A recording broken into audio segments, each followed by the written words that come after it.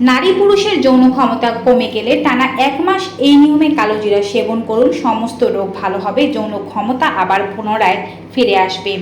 রাতের বেলা ঘুমাতে যাওয়ার আগে 1 গ্লাস উষ্ণ গরম দুধের মধ্যে 1 চা চামচ পরিমাণে কালোজিরা নিয়ে ভালোভাবে দুধের সাথে সেদ্ধ করে বা ফুটিয়ে দুধ ও কালোজিরা একই সাথে খেয়ে ফেলতে হবে টানা 1 মাস। রাতের খাওয়ার পরে 1 ঘন্টা অপেক্ষা করে এটি পান করে ঘুমিয়ে পড়ুন।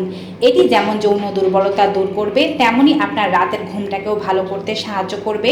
যদি আপনার শরীরের কোনো জায়গায় ব্যথার সমস্যা থেকে থাকে তা দূর করতে সাহায্য করবে। এছাড়াও শরীরের কোনো জায়গায় ব্যথা থেকে থাকলে কালোজিরার তেল সেখানে মাসাজ করতে পারেন। মাথা ব্যথা হয়ে থাকলে সেখানেও মাসাজ করতে পারেন।